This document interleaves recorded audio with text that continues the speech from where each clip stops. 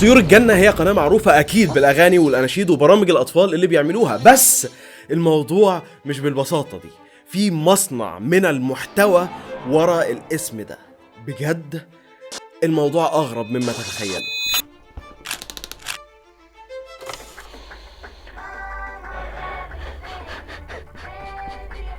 مان انا عمري ما تعبت كده وانا بعمل بحث الفيديو، عمري مان الموضوع صعب. قناة توصل عدد المشتركين بتاعها على اليوتيوب 30 مليون بمشاهدات أكتر من 25 مليار، ودي قناة واحدة بس. اوكي، بس احنا لو جمعنا كل القنوات بتاعت طيور الجنة على اليوتيوب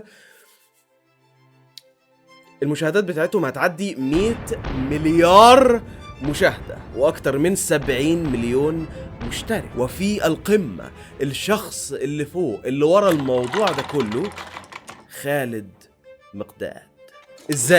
ازاي قدر يوصل ويكون من اكتر الناس تأثيرا في العالم كله بمقدار دخل يوصل ل مستعدين 60 مليون دولار، وكل ده من ماما جابت بي اوه جاد.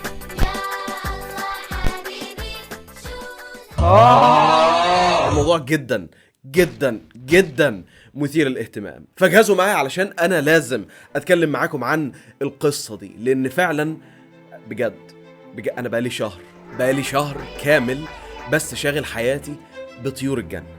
فعلشان احاول افهم ايه اللي بيحصل هنا، يلا بينا.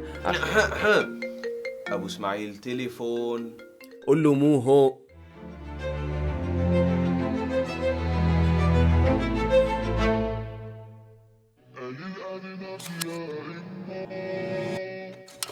عشان نقدر نفهم القصة دي كاملة لازم نقسمها، وانا شايف ان افضل تقسيمة يجي من السوق والتطور والوضع الحالي.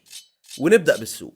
اي بزنس في العالم بيكون حاطط في دماغه الشخص اللي هيشتري منه السلعة اللي بتتباع، والقيمة السوقية بتاعة الشخص اللي بيشتري بتعتمد على حاجات كتير. انا ممكن اكون شركة كاميرات زي كانون واعمل اكتر من 2 مليون كاميرا في السنة وفي ناس هتشتريهم واعمل الارباح بتاعتي. وبرضو انا ممكن اكون شركة كاميرات زي هاسل بلاد واعمل بس 10,000 كاميرا في السنة وبرضو هبيعهم وهكسب. الناس اللي هيشتروا دول سوقهم جدا جدا قليل، بس هاسل بلاد عارفين ان هم مستعدين يدفعوا المبلغ المهول ده. بزنس عرض وطلب. لو سألتك دلوقتي بقى ممان مين هم اثمن ديموغرافيك او اثمن نوع وسن من الاشخاص موجودين في العالم، الشيء المنطقي اللي انت هتقوله الناس اللي معاهم فلوس، صح؟ اقول لك يا ممان لا، لان الحقيقة هي ان بجد اثمن جمهور في العالم هم الناس اللي معهمش فلوس اساسا. على ما لا مش انت يا عم، مش انت ممان، مش هيبستر، مش انت. اوكي، مش علشان انت بس يعني ايه لا تعترف بكونسبت الفلوس او بمعنى الفلوس، لا، اللي انا بتكلم عليهم هم الاطفال.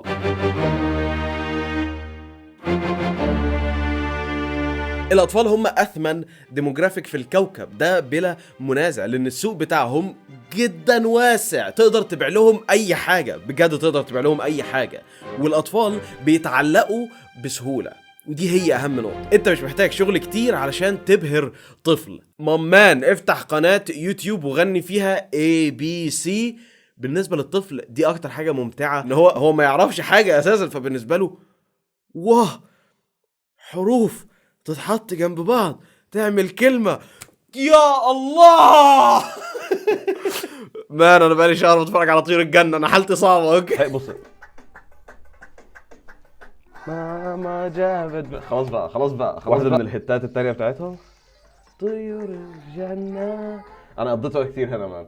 انا عايز اطلع، دي واحدة من اللي كانوا معاهم في الفرقة. لما كبرت راحت عملت فيديو بتقول عليهم كلام وحش. الدراما از ريل مع الكلام مع طيور الجنة مان. هل احنا يعني هنتجاهل حقيقة ان واضح جدا ان الاغنية دي نحت من اغنية بابا فين؟ بابا هنا اهو يا بابا تليفون. السياق ده بينفع لسبب ما في اغاني الاطفال، ان حد بيتكلم على التليفون هم بيردوا، ففي الاخر يقوموا عاملين نكته من الموضوع. اكدب يا بابا الله بيزعل مني. يا الله النظره الديسابروفال دي. بص يا نهار اسود، كرهت حياتي يا مان. وايه برضو الحاجة اللي بتخلي الاطفال السوق بتاعهم جدا ثمين؟ علشان الاطفال، وانا بتكلم هنا من 4 سنين الى 10 سنين، فكرة الفلوس مش موجودة عندهم، فما بيعرفوش يعني ايه غالي ويعني ايه رخيص، وما يعرفوش يعني ايه شيء جيد وشيء رديء. كل اللي يعرفوه ان انا عاوز ده، فيبقى عندي حالة بابا انا عاوز ده، ولو انت ما جبتليش الحاجة اللي انا عايزها دي، انا هخلي حياتك عبارة عن جحيم كل يوم ومش هتنام، واول لما تجيب لي اللعبة اللي انا عاوزها هلعب بيها 5 دقايق وهكسرها او هضيعها، وهفضل اعيط لحد لما تجيب لي واحده تانية. لاي حد عنده اطفال الله يكون في عونكم، بس الاطفال يعني احباب الله والحياة جميلة يعني. المهم، لو عايزين دليل بقى برضو على ليه ان الاطفال اثمن او افضل مستهلكين في العالم ده، شوفوا اغنى شركات العالم، وغالبا هتلاقوا جزء كبير من التوزيع بتاعهم بيكون رايح ناحية الاطفال. ديزني حضرتك، هي ديزني بقت ديزني ازاي؟ بإنتاج الحاجات اللي يدعوا بالأطفال، علشان المنتج بتاعهم الجمهور الأساسي بتاعه هو الأطفال. يعني أظن الموضوع واضح يا جماعة، ما خدتوش بالكم يعني إن في أي مشوار الغنى بتاع أي فنان لازم في النص كده يعمل أغنية أو 2 للأطفال؟ ما هو مفيش أي منطق في العالم بيقول إن هيفاء وهبي تعمل أغنية للأطفال، ولكنها عملت، لأن ده سوق سخن. فالنقطة من الكلام اللي احنا عمالين نقوله دلوقتي إن لو أنت الجمهور بتاعك أطفال أنت هتكسب. ضن. الأطفال بيحبوا إيه تاني؟ بيحبوا الأغاني، بس برضو بيحبوا إن الأغنية تكون معمولة من حد قريب في سنهم. وهنا تبدأ الهوجة الكبيرة اللي بدأت في بداية الألفينات من الفرق الغنائية بتاعت الأطفال اللي بدأ تنتشر، ومنها فريق فري بيبي. مين اللي كان بيسمي الأسامي دي؟ وكمان عندك فنانين أطفال لوحدهم طلعوا، اللي منهم حلا ترك ومنى عرفة. وبالمناسبة الأغنية الكلاسيك بابا فين عليها 350 مليون فيوز على اليوتيوب. God damn! ولكن كل ده يعتبر لعب عيال مقارنة باللي كان بيحصل في البلد القريبة إلى قلبي، حبيبتي المملكة الأردنية الهاشمية. اللي حصل في الأردن في الوقت ده بالظبط في سنة 2008، الأستاذ الباش مهندس خالد مقداد فتح قناة وسماها طيور الجنة، وهنا بنبدأ نشوف العبقرية وراء خالد مقداد. دلوقتي الطابع اللي كان موجود في أغاني الأطفال في الوقت ده، خاصة اللي كان معظمها باللهجة المصرية، ما كانتش تمشي مع العالم العربي كامل. ليه؟ علشان يعني معظم العالم العربي كونسيرفتيف حبتين او محافظ شويه، ومحافظين ممكن اكتر مننا كمصريين. وحتى باغنيه بابا فين اللي هي برضو تعتبر اغنيه اطفال، فيها بعض من ايه عمو يعني كده من ما تمشيش مع العقليه المحافظه اللي موجوده في دول عربيه تانية كتير، فشهرتهم ما راحتش لحد هناك. وهنا بقى في جزء من السوق اللي طيور الجنه عرفت تاخده، لان طيور الجنه من الاسم كده تحس ان ايه يعني قناه اطفال اسلاميه ممكن او دينيه، ليها طابع ديني، ولكن في نفس الوقت فيها اغاني. هتدور شويه هتلاقي فيه اناشيد، تاخد لك بصه كمان وراه تلاقي ان كل الاغاني بسيطه وما فيهاش يعني صخاب كبير ولا اي حاجه. يعني اكبر اكشن حصل في اغنيه طيور الجنه ان بابا سناني واوا وبوم. هو ده السوق المناسب اللي كل الاهالي في العالم العربي يعني كانوا مستريحين معاه، وبرضه الاطفال بيحبوه. ليه؟ علشان زي ما قلنا انت مش محتاج كتير عشان تمتع طفل، لان الاطفال من الاخر لو عجبهم اي حاجه هيمسكوا الحاجه اللي عجبتهم دي ويفضلوا يعيدوا فيها 15,000 مره. وما بالك بقى لو الحاجه اللي انت عدتها دي هتكون اصلا حاجه بتلزق في الدماغ على طول من اول مره تسمعها، هيطلع معاك ايه؟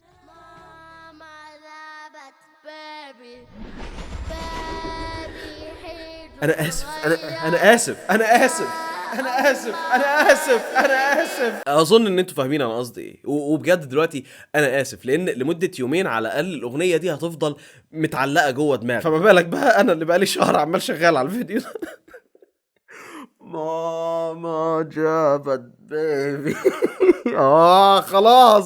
خلاص اناف. المهم ده هو السوق، وده النجاح الواضح اللي حصل. واحدة البيزنس بتاع التلفزيون والكلام ده ما بقاش يجيب همه، لأن اتأكدنا إن الفلوس الحقيقية بتتعمل فين؟ على اليوتيوب والإنترنت. ودلوقتي دخلنا في المرحلة التانية.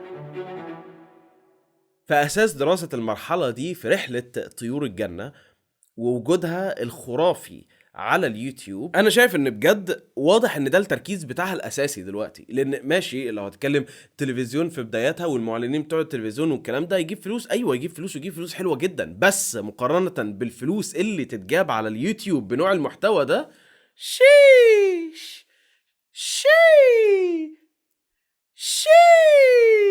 مامان وبالمناسبة يعني اننا نبدأ نتكلم على اليوتيوب والمشتركين كده، يعني ما شاء الله ما شاء الله ما شاء الله داخلين على 30 مليون. تمام، احنا داخلين على كام؟ مليون واحد. الحمد لله الحمد لله الحمد لله والله الحمد لله. وكده كده يعني بصراحه انا متحمس للموضوع ده، عشان احنا اول لما نوصل للمليون ان شاء الله هنفتح الصندوق اللي موجود فيه حاجات انا كاتبها وعمري ما قريتها من ساعه لما كتبتها. والحاجات دي انا كاتبها من امتى؟ كاتبها من 10 سنين وانا كنت لسه عيل، وزياده عليها موجود حاجات تانية خرافيه لقيتها كراكيب كده في بيت اهلي، فمقفول عليها جوه الصندوق. ساعدوني نوصل للهدف بتاعنا مليون مشترك في اقرب وقت ممكن، واول لما نوصل لمليون مشترك الصندوق ده هيتفتح. شكرا على دعمكم. فيديو جديد كل يوم سبت بينزل هنا في القناة، فاشتركوا وشغلوا كل التنبيهات. ودلوقتي بقى لما نقول ان طيور الجنة طورت من نفسها لما نقلت على اليوتيوب، مامان انت مش مستوعب ان كل حاجة مدروسة. ما اصلي يعني ثانية واحدة، هما مين اللي بيقعدوا على اليوتيوب من العيال الصغيرين؟ العيال الصغيرين اللي هما ماسكين ايباد في ايديهم، صح ولا لا؟ فيعني هل انت فاكر ان اللعبة اللي بتحصل هنا هي بس لعبة فيديوهات ومحتوى وبعض الأغاني والأناشيد اللي بتنزل على اليوتيوب عشان العيال يتفرجوا عليهم على الآيباد؟ مامان انت ضعيف انت ضعيف. لا يا معلم، خد لك قرابة 5000 ابلكيشن من طيور الجنة. انت دلوقتي هتسألني هي الابلكيشن دي او التطبيقات دي اللي طيور الجنة عاملاها يعني فيها ايه؟ فيها ألعاب وكده. لو دخلنا على صفحة طيور الجنة على اليوتيوب ونروح عند اللينكات اللي هم حاطينها، في لينك مخصص اسمه تطبيقات طيور الجنة iOS، وبرضه تطبيقات طيور الجنة اندرويد. نشوف التطبيقات بتاعة طيور الجنة. ايه التطبيقات اللي موجودة؟ بسم الله الرحمن الرحيم. اغاني طيور الجنة بدون انترنت، وتطبيق مخصوص لاغنية ماما جابت بيبي عشان تنزلها وتشغلها من عندك على التليفون حتى لو انت ما عندكش انترنت. نفتح التطبيق.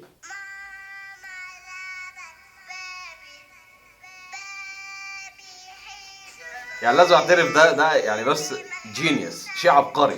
فيعني تم الغزو بين قوسين بكميه محتوى مش طبيعيه، لان كده كده هم عندهم مخزون محتوى من زمان جدا من الحاجات اللي كانت بتنزل على التلفزيون، دلوقتي بقى موجود على اليوتيوب. وبصراحه يعني الاغاني بتاعتهم كاتشي بشكل مش طبيعي وبتتعلق في الراس. بس برضه بصراحه لازم اعترف ان الانتاج من ناحيه الاغاني والفيديو كليبات هي مش افضل حاجه انا شفتها في السوق ده. يعني فيديو بابا فين اللي نزل قبل ما قناه طيور الجنه اتفتحت اساسا ب6 سنين، كان كاخراج وكفيديو كليب وكتصوير وكانتاج الاغنيه ذات نفسها كان احسن تقريبا من الفيديوهات بتاعه طيور الجنه. بس هو كده كده الموضوع بيكونش معتمد على الكواليتي بتاعه الفيديو. هو انا بجد انا قاعد دلوقتي بحلل فيديوهات طيور الجنه، انا بجد دي حاجه انا قاعد بعملها دلوقتي.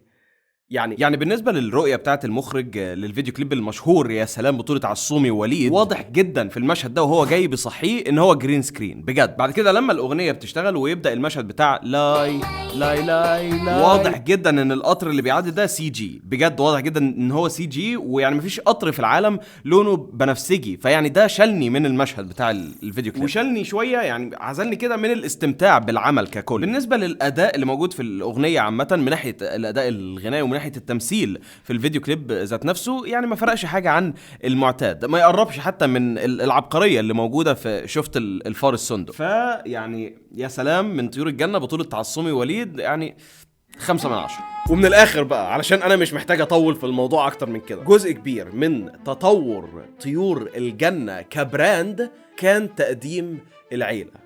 وعلشان تفهموا قوه طيور الجنه لازم تفهم شجرة العيلة. فوق عندك الكبير، الشخص اللي بدأ كل حاجة، الباش مهندس عمه خالد مقداد، ربنا يديله الصحة ويشفيه، علشان أنا عارف إن حصل بعض المشاكل الصحية مؤخرا، فربنا يشفيه. جنبه الأم مروة حماد، تحتهم بسم الله ما شاء الله جاهزين 6 أطفال بسم الله ما شاء الله، وليد والمعتصم بالله أو عصوم، ودول اللي عملوا إمبراطورية لوحدهم، هنجيلهم كمان شوية. وعندك جاد وإياد، دول الثنائي الجديد، وشغالين دلوقتي الله ينور على القناه بتاعه طيور الجنه. وعندك سند.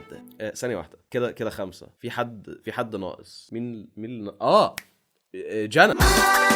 قصدي انا بفكره تقديم العيله هو ان بكل بساطه بقى في حكايه قصه من الاغاني والاناشيد اللي بتنزل على القناه. يعني الموضوع اتطور من مجرد بس بنات بتغني كل اغنيه، ويعني كل اغنيه عماله تتكرر في نفس الصوت وبنفس الريتم بتاع الاغنيه ونفس الصوت البنات بيتكرر. لا، بقى في قصص زياده عماله تتحكي. انت بقى في عندك رغد وديمه. الموضوع اتقلب الى احزاب ممان. هل انت من الحزب اللي بيحبه رغد ولا انت من الحزب اللي بيحبه ديمه؟ انا ليه عارف كل المعلومات دي؟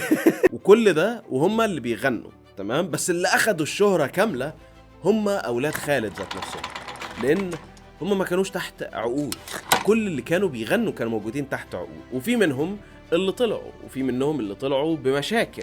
كان أول ما طلعوا إذا تتذكروا أغاني البلدان يا السعودية، هاي كل هالكورالات بصوتنا، احضروا الجزء اللي قبل هذا اللي هم أغاني سرية بصوتنا حتشوفوا. قبل ما أبدأ أحكي لكم ما تنسوا تعملوا لايك وشير. كان في وقتها برنامج اسمه أنشد لنا. معلش كان ايه اسم البرنامج اللي انتوا رايحينه ايه؟ كان وقتها برنامج أنشد لنا.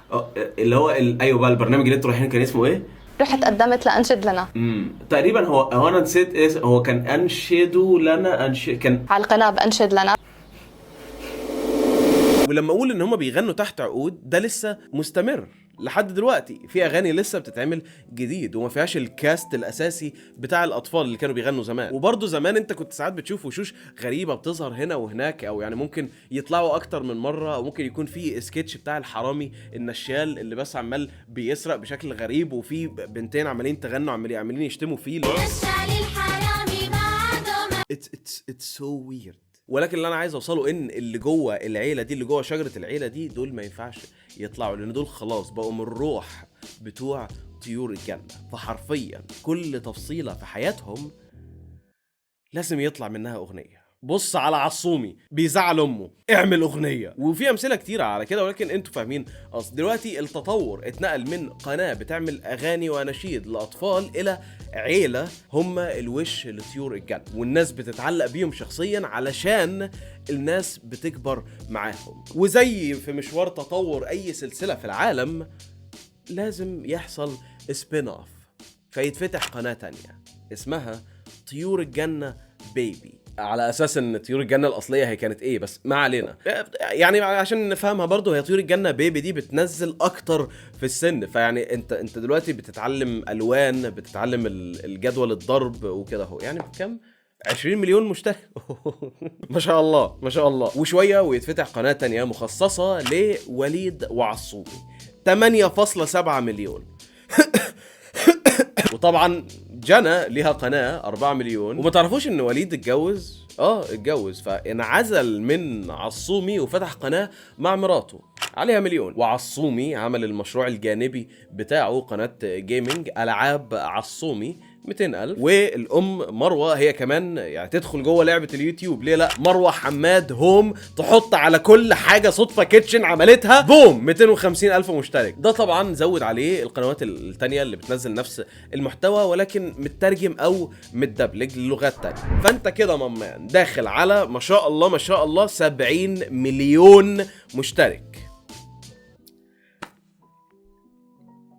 اوكي، انا في المجال بتاع اليوتيوب اوكي، وانا بقول لكم ان الاعلانات اللي على المحتوى اللي بيكون معمول للاطفال هي في مكان تاني خالص. فبكمية المشاهدات دي وبكمية كبيرة دي من المشتركين، فكرة ان يكون مصدر الدخل للبراند بتاع طيور الجنة ان يتباع ألبومات واناشيد ويتباع بعض الكراسات ومرش والحاجات دي على مان تلفزيون ايه ومرش ايه وكراسات ايه والبومات ايه، الحاجات دي ملهاش اي معنى دلوقتي، لان في كنز موجود دلوقتي على اليوتيوب. فشيء جدا جدا منطقي ان ده هو يكون التطور الحقيقي لطيور الجنة. الاساس بتاعهم اللي هو التلفزيون يفضل شغال بشكل اوتوماتيك بانه يعيد صناعة الاغاني القديمة، وشوية شوية يحط بعض الاغاني الجديدة من اطفال جداد يقدمهم. بس عادي كده كده الناس مش هتتعلق بالاطفال الجداد دول، لان مصنع المحتوى الاساسي موجود فين؟ داخل شجرة عيلة المقداد. وده ينقلنا للنقطة الثالثة، وهي الوضع الحالي. وعلشان أكون صريح معاكم، في مشاكل، وبعض مشاكل صراحة برضو موجودة عندي، وأنا هحاول أتكلم عليها بشكل صريح. قلت لي يا بابا إن الكذب حرام، إن اللي بيكذب يا بابا الله بيزعل منه تننا، عينه ما بتقدر تنام والبابا يفوق. أنا أكيد عمري ما هعرف أغطي كل حاجة ليها دعوة بإمبراطورية طيور الجنة، يعني سواء كانت من ناحية البيزنس أو من ناحية الإنتاج الرقمي، ولكن خلاصة الموضوع الحاجة اللي أنا وصلت لها بجد بعد قعدت فترات طويلة جوه العالم ده، المشكلة هي إن بجد أنا مش قادر أقول كلام سلبي.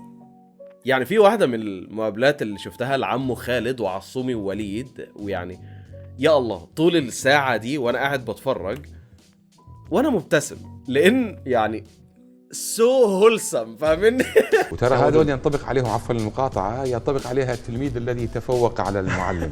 اي بس انت كذا سحبت البساط انا يعني بجاوب، كنت بعد اذن لا خذ واحدك انت الاصل حبيبي، انه فعلا هم صاروا المرحلة، انا افتخر حقيقة بهم، سواء سلوكيا اخلاقيا، حتى بالافكار اللي كانوا يقدموها وما زالوا حتى اللحظه هذه. يعني مقارنه بالحاجات التانية الكتير اللي بيكون معموله علشان تتباع للاطفال، فلا يعني في حاجات كتيره وحشه، فصعب او مش عادل ان احنا نحط طيور الجنه في نفس النقاش. وبصراحه كمبدا انا لسه ثابت عند المبدا بتاعي، لان انا طول عمري عندي مشاكل مع المحتوى اللي بيتم فيه استخدام الطفل كصانع المحتوى من سن صغير، سواء كان في فلوجات او في برامج يكون المطلوب شغل كبير جدا على الطفل، او يتم الاعلان بيه وعمل فلوس كتيره منه من سن صغير. ده انا طول عمري عندي مشكله معاه، لان الموضوع بجد مش مريح، وشايف ان في جوانب كتيره منه غير اخلاقيه، ان انت بس بجد طفل من سن صغير جدا بتشغله شغل كتير وهو مش فاهم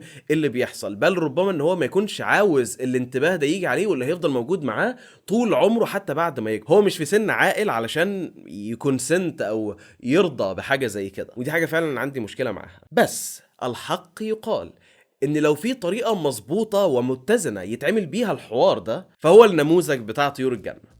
دي الحقيقه، لان طيور الجنه بتعمل الموضوع ده فعلا فعلا فعلا بشكل محترم وجميل. لان دلوقتي الطفلين اياد وجاد بيعملوا حاجات على القناه، وواضح ان مفيش ضغط كبير عليهم ولا حاجه، لا واضح ان حاجات بسيطة. وعامة المحتوى دلوقتي اللي موجود بقى خفيف ونضيف، ويعني حاجات تقدر تتعلق بيها. وعامة واضح ان الاطفال الجداد اللي بيكونوا عايزين يشاركوا ويطلعوا دول بيكونوا فعلا حابين يعملوا الموضوع ده، عشان هم عارفين دلوقتي ايه طيور الجنة وقد ايه هي حاجة جامدة ومش عارف مين وكده، والوشوش ما بقتش تتكرر كتير، فواضح ان اوكي ما بيتحطوش تحت ضغوطات شغل كتير ولا اي حاجة، فماشي. والتطور التاني اللي حصل من ناحية القنوات التانية والكلام ده، واضح جدا انه كان اختيار من عصومي ووليد، لان هم بعد ما كبروا دخلوا السوق بتاع اليوتيوب وفهموا اللعب، فهم ماشي يعتبروا تفرع لطيور الجنة، بس فعلا هم شايفين ان ده اتجاه بيزنس وده الحاجة اللي هم عاوزين يعملوها. جميل جدا، ربنا يوفقهم. ده مش نوع المحتوى اللي انا بحب اتفرج عليه صراحة، وواضح جدا ان نوعية المحتوى دي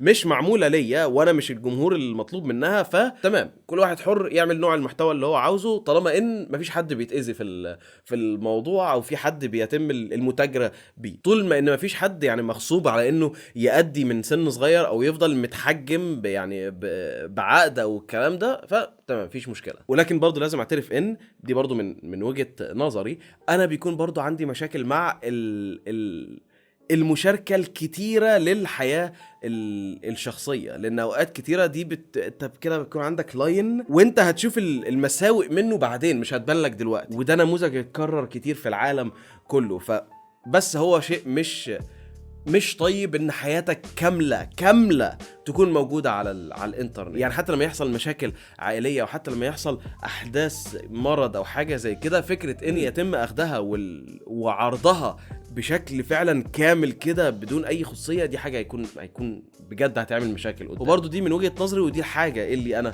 شايفها. فمن الاخر المحتوى ده لما نيجي نشوفه احنا دلوقتي بنشوفه تقيل علينا بشكل مش طبيعي علشان احنا كبرنا عليه، ولكن المثال اللي احنا شايفينه دلوقتي هو مثال نجاح ما بيجيش كتير. وفوق كل ده خالد مقداد متخرج هندسة. فأصدقائي المهندسين ما تفقدوش الأمل.